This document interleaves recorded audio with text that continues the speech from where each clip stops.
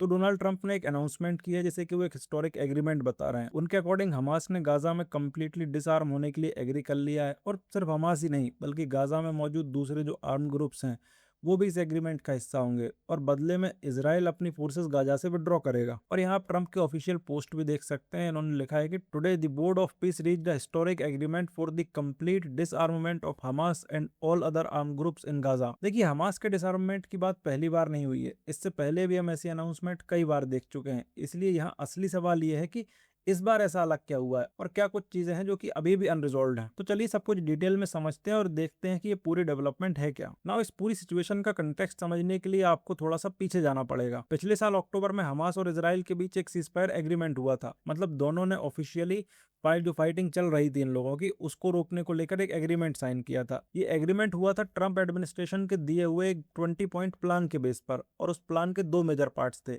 पहला पार्ट था कि एक तो इमीडिएट सीजफायर हो, साथ ही जो हॉस्टेजेस और प्रिजनर्स हैं उनको एक्सचेंज किया जाए, और ये पार्ट काफी हद तक इम्प्लीमेंट भी हो गया था। लेकिन जो दूसरा पार्ट है, और आई थिंक ज्यादा डिफिकल्ट पार्ट है पहले के कंपैरिजन में, उसके अकॉर्डिंग हमास को कंप्लीटली डिसआर्म होना होगा, और उसके बदले में इसराइल धीरे धीरे गाजा से अपनी मिलिट्री विड्रॉ करेगा। और पिछले कई महीनों से इसी पॉइंट को लेकर डेडलॉक भी लगा हुआ था। अब यहाँ एक इंपॉर्टेंट सवाल ये आता है कि डिसआर्ममेंट का मतलब एग्जैक्टली है क्या। किस सेंस में हम कहेंगे कि अब हमास को कंप्लीटली डिसआर्म कर दिया गया है। क्योंकि देखिए, इसका मतलब सिर्फ ये नहीं है कि हमास फाइटर्स अगर अपनी राइफल डाल देते हैं तो हम उसको कंप्लीट डिसआर्ममेंट कहेंगे। इसका मतलब ये है कि जो रॉकेट लॉन्चर्स हैं, हैवी वेपन्स हैं, और सबसे इंपॉर्टेंट जो गाजा के नीचे टनल नेटवर्क बना हुआ है उसकी डिटेल्स और मैप्स हैंडओवर करना होगा इसराइल को। और देखिए, ये टनल नेटवर्क कोई छोटी चीज नहीं है, हमास ने इसे सालों तक डेवलप किया है और वॉर के दौरान एक्सटेंसिवली यूज भी किया है। इसीलिए टनल्स को न्यूट्रलाइज करना उतना ही इंपॉर्टेंट माना जा रहा है जितना वेपन सीज करना, और काफी हद तक ये पूरे प्लान का सेंटर पॉइंट भी बना रहा है। अब सवाल ये है कि ये पूरी प्रोसेस की कैसे जाएगी, क्या प्रैक्टिकल स्टेप्स होंगे, कैसे इंश्योर होगा कि ये सब एक्चुअली में हो रहा है। तो जो ट्रंप ने अनाउंसमेंट की है और जो जानकारी सामने आ रही है उसके अकॉर्डिंग ये रीजन बाय रीजन प्रोसेस होगा, मतलब कुछ फेज्ड प्रोसेस में होगा। ऐसा नहीं है कि ये एकदम से हो जाएगा सब, मतलब पूरे गाजा में एक साथ डिसआर्ममेंट नहीं होगा, बल्कि हर एक एरिया को अलग अलग वेरीफाई करके उसके बाद प्रोसेस की जाएगी। फॉर एग्जाम्पल, सबसे पहले सदर्न गाजा से शुरुआत बताई जा रही है। जब भी किसी एरिया को वेरीफाई कर दिया जाएगा कि वहां से वेपन्स हटा दिए गए हैं और टनल्स को आइडेंटिफाई कर लिया गया है, तब इजरायली फोर्सेज उन टनल्स को डिस्ट्रॉय या सिक्योर कर लेंगी, और उसके बाद इसराइल उस स्पेसिफिक एरिया से अपनी मिलिट्री विड्रॉ कर लेगा। इसका मतलब ये है कि जो पूरा ओवरऑल सीक्वेंस होगा वो कुछ इस तरह से होगा कि पहले हमास किसी एरिया को डिसआर्म करेगा, उसके बाद वेरिफिकेशन की जाएगी, फिर इसराइल उस एरिया से अपनी फोर्सेस विड्रॉ करेगा, और उसके बाद कंट्रोल एक टेक्नोक्रेटिक गवर्नमेंट बॉडी यानी बोर्ड ऑफ पीस और जो लोकल पैलेस्टीनियन इंस्टीट्यूशंस हैं उनके पास चला जाएगा।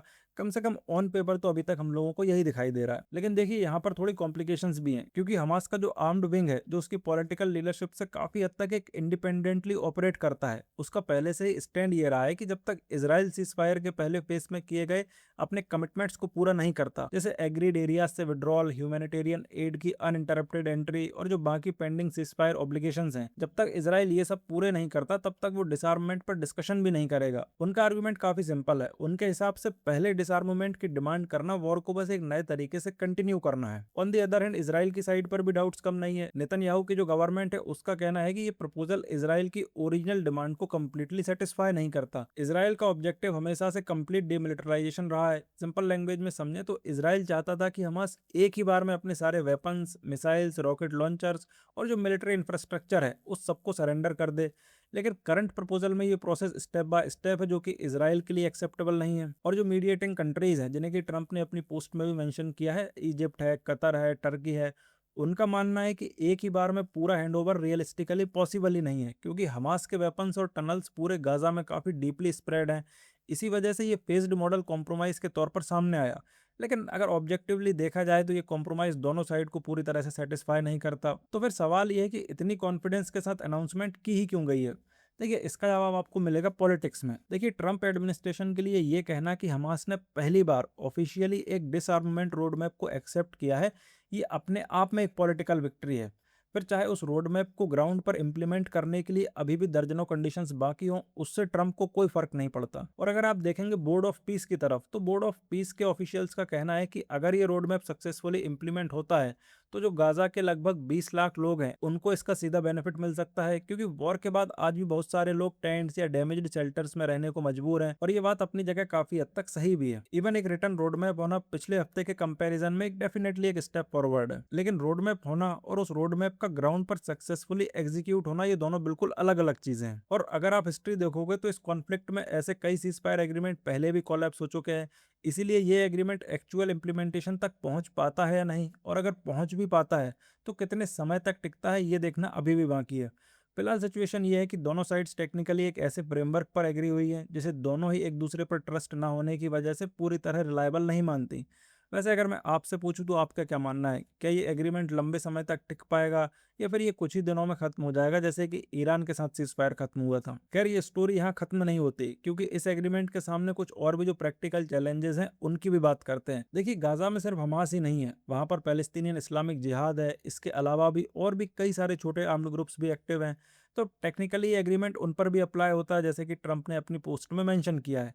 लेकिन ऑफिशियल्स जो इस डील पर ब्रीफिंग दे रहे थे वो ये नहीं बता पाए कि ये ग्रुप्स का डिसआर्ममेंट एग्जैक्टली किस टाइमलाइन पर होगा, और इसी वजह से ये एक मेजर चैलेंज बन जाता है। और गाजा के सभी आर्म्ड ग्रुप से एक ही स्केड्यूल पर हैवी वेपन सरेंडर करवाना, ये अपने आप में एक बहुत बड़ा कोऑर्डिनेशन चैलेंज होगा। तो अगर मैं पूरी सिचुएशन को कंक्लूड करूं तो ग्राउंड पर जो सिचुएशन दिख रही है वो इन हेडलाइंस से काफी ज्यादा छोटी है। अभी के लिए एक्सपेक्टेड ये है कि अगले 2 हफ्तों में गाजा पुलिस फोर्स अपने वेपन्स हैंडओवर करेगी इसराइल को। लेकिन अगेन ये रिलेटिवली छोटा स्टेप है, क्योंकि गाजा पुलिस फोर्स में हमास के मेजोरिटी फाइटर्स या उसके हैवी वेपन्स इंक्लूड ही नहीं होते।